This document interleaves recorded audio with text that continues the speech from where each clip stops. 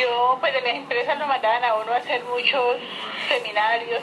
En Incolda era en esa época. Bueno, en Incolda le mandaban a hacer a uno muchos seminarios, uno hacía muchos seminarios. Yo trabajé en muchas partes. ¿En cuántas partes? Cuénteme. Vea, yo me inicié trabajando con la rama, con el gobierno. Yo trabajé en el tránsito departamental.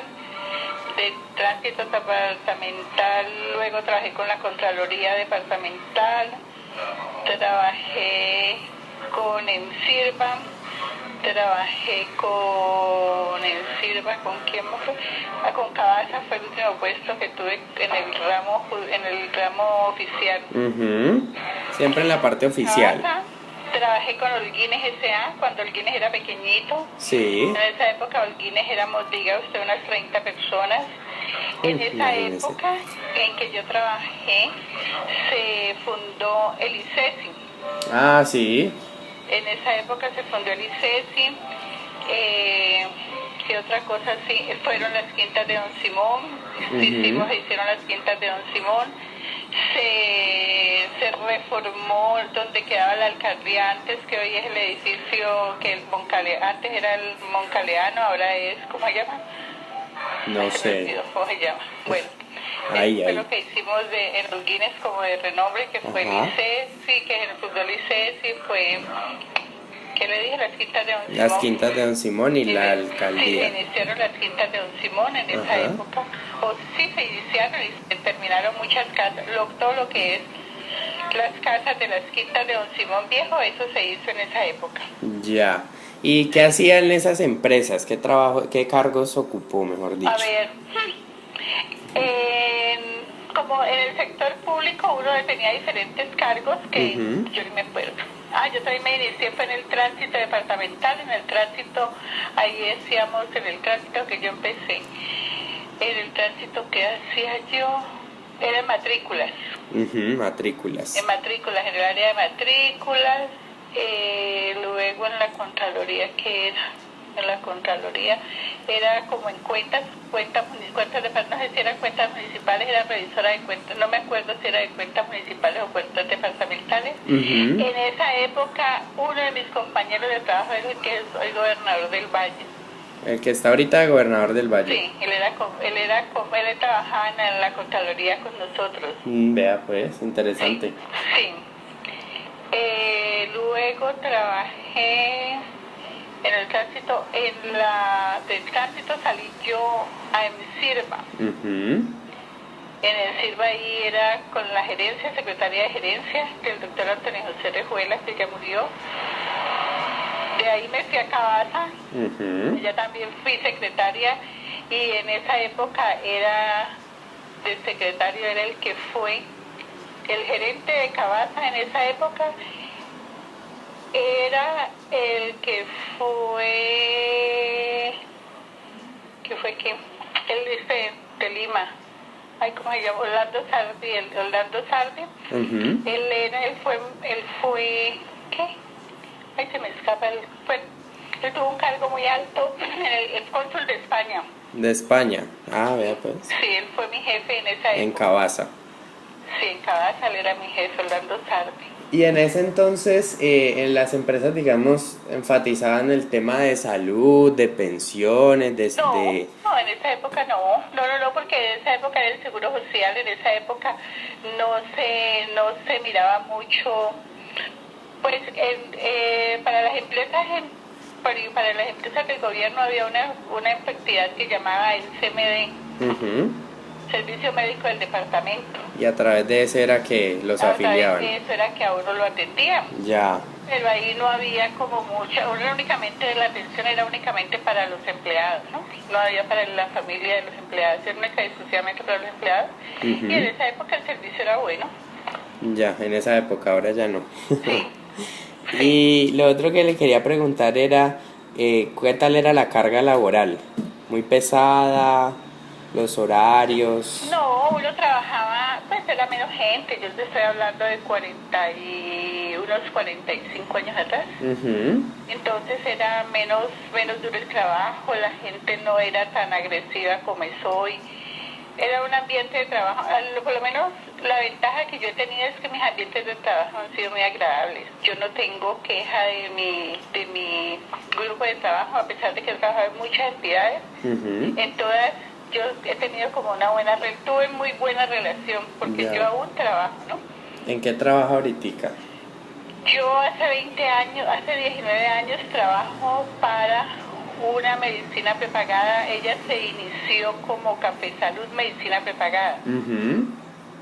Con Café Salud, yo empecé a trabajar con Café Salud en enero del 96, el 19 de enero del 96, y en esa época estaba empezando lo que era la Ley 100. Ah, sí, ahí ya empezó lo que es ahora la salud. Nos tocó el boom de la Ley 100, donde había que afiliar toda la gente, donde a nosotros, yo trabajaba con Café Salud como medicina prepagada. Café Salud era una empresa del sector cafetero. Era una empresa muy grande, muy poderosa, con mucho dinero. Sí. Nosotros pertenecíamos es que me escapan las cosas. Bueno, nosotros hacíamos parte de Agrícola de Seguros, de la Federación Nacional de Cafeteros, de ACES. Todo eso ya desapareció, ¿no? Sí, ya no existe. Ya todo eso ya desapareció. Pero, sin embargo, a nosotros nos tocó todo el boom, o a mí me tocó todo el boom de la Ley 100. La Ley 100, donde a nosotros, siendo yo medicina prepagada, Café Salud era de las únicas empresas que tenían los tres regímenes, que eran la prepagada, la EPS y el subsidiado. Sí. Café Salud nació inicialmente para darle salud a los cafeteros. Y luego ya se fue ampliando. ¿Cómo? Y luego se fue ampliando, me imagino. Sí, ella le empezó a darle salud a los cafeteros, entonces por eso fue, y luego ya se metió en el cuento pues ya se agrandó y entonces se metió en el cuento de la EPS, pero ella seguía con su prepagada, única y su prepagada, y su Sisbén, que la llamaba, en esa época lo llamaba Sisbén, sí, lo que era subsidiado. Sí. Entonces, esa EPS y la visión de Café Salud era darle salud a todos los cafeteros de Colombia. Por ende, la mayoría de los cafeteros aún conservan su medicina prepagada con Med Plus, que ellos, a raíz de todos los problemas que ha tenido Salud, les tocó cambiar de nombre porque pues eso les estaba perjudicando. Fue algo comercial, una estrategia comercial o algo de mercadeo, mejor dicho. Sí, claro que sí. Ya. Y lo último que le quería preguntar era si tiene de pronto alguna anécdota que le haya marcado de algún trabajo, que se acuerde, que le haya, no sé, así sea chistoso o que no fue tan agradable, o algo que haya sucedido en alguno de los trabajos que tuvo. Vea, yo en todos mis trabajos tuve anécdotas, pero yo creo que de las que más me ha marcado pues han sido los últimos 20 años, donde yo he tenido pues más contacto con la gente, porque pues mi función ha sido siempre vender, ¿no? Estos últimos 20 años yo he vendido. Entonces pues tiene anécdotas buenas, regulares y malas. Tratar con gente no es fácil. ¿Cómo? Tratar con gente no es fácil. No es tanto con la gente, sino que a mí me tocó desafortunadamente, uno en estos trabajos se hacía mucho trabajo de telemercadeo. Sí. Entonces entraban muchas llamadas a la empresa, y a mí por desgracia, querámoslo decir así, y entre comillas, porque ellos me dieron cómo salir adelante y cómo sacar mis hijos profesionales, porque yo fui madre soltera. Ajá. Entonces yo me casé hace 6 años únicamente, pero yo con la empresa yo pude sacar mis hijos adelante. Claro. Y dio la casualidad de que yo, vuelvo y le digo, no sé si para bien o pues para bien, porque yo nunca tuve problemas con ellos, me tocó conocer a la mayoría de narcotraficantes bravos de Colombia y tenerlos como clientes, que eso no es un orgullo, pero desafortunadamente me llegaron a mí y no tuve jamás problemas con ellos y aquí voy. Digamos que esa era la realidad de ese momento. Sí, me tocó el boom del momento también, porque yo conocí, yo así tuve mis contactos de medicina prepagada, tuve a Cuchilla, la mamá de Cuchilla, a Chupeta, tuve a ese Beto ¿qué? El de allí, tuve mucha gente y conocí mucha gente y estuve en medio de ellos. Sí. Y después, e indirectamente conocí gente que después me di cuenta que eran de lo más horrible, pero ya habían pasado, sí. Porque ellos desafortunadamente habían algunos que se cambiaban los nombres, entonces yo no sabía que este fulano que a mí se me identificaba como X era Y. Con el tiempo me di cuenta que este X era Y y entonces pues ya había pasado, ya lo habían matado, ya había pasado todas las cosas. Ya. Sí. Y digamos que no había nunca o bueno, yo no sé si ahorita lo haya como esa política de no afiliar a las personas que estén vinculadas a esa rama ilegal. Vea, mijo, desafortunadamente nosotros vivimos en un medio que se queda de doble moral. Sí. Nosotros todavía se maneja la doble moral, porque uno como vendedor está exponiendo su vida, porque cualquier cosa que la empresa le haga mal hecho, no es la empresa, sino que se la cobran a uno como vendedor. Claro. Pero uno llega donde ellos sin saber quiénes son ellos. Sí, en la ignorancia de quiénes son realmente. Realmente esas cosas pasan. Sí, entonces, pero ya uno estando allá y está entrevistándose con ellos, cuando le sacan la cédula o le dicen, uno no puede echarse atrás allí porque ya no queda nada y en ninguna medicina prepagada, ninguna tiene restricción a afiliar a estas personas. Ya, no, claro. Imagino que debe ser muy difícil de darse cuenta en ese momento, entrar a decirle cualquier cosa, ¿no? Pues ¿quién va a hacer eso?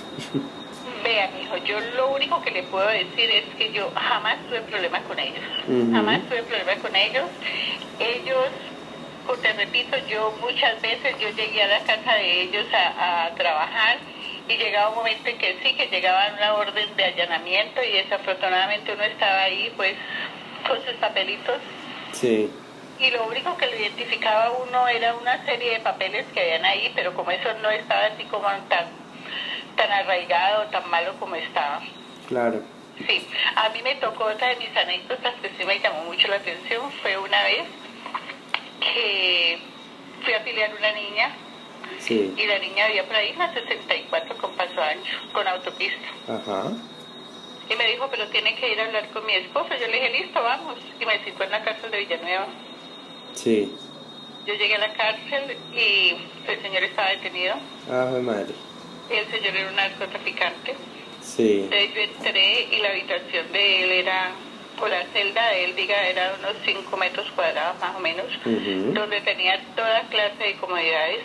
Sí. El señor era el que manejaba el caspete, que le llaman ahí, entonces me invitó a almorzar porque estuvimos como a las 12 del día. Sí, claro. Y me invitó a almorzar y yo, gran sorpresa, que me llevé la vajilla que tenía el señor, era una vajilla supremamente linda. Costosa. Una comida supremamente exquisita y yo dije, bueno, se queda uno asombrado. Sí, se imagina otra cosa de la cárcel y resulta que están más cómodos que uno. Sí, está mejor que uno. Y me tocó también por EPS ir a afiliar unos guardianes, porque como a uno le asignan determinadas cosas. Entonces me tocó, diga usted, al cabo del año, 2 años, me tocó que ir a afiliar unos guardianes ya a un patio, y eso sí me pareció supremamente deprimente, triste y lúgubre. Entonces tuve las dos experiencias dentro del mismo sitio, ¿no? Sí, poder ver las dos realidades, mejor dicho. Las dos realidades, claro, porque uno entra, cuando yo entré donde este señor, entra uno por una puerta donde usted encuentra juegos, donde se encuentra mucho aire, donde se encuentra un sitio muy abierto. Y te entras por otra puerta, por esta puerta no te requisan, y entras por otra puerta donde son la mayoría de requisas y donde son candados, y más candados y puertas, y donde hay esa gente como con esas miradas tan horribles y todo eso. Sí, Entonces sí, son sí. las dos realidades, me ha tocado que vivirlas. Ay, bueno. Muchísimas gracias por... No, mijo,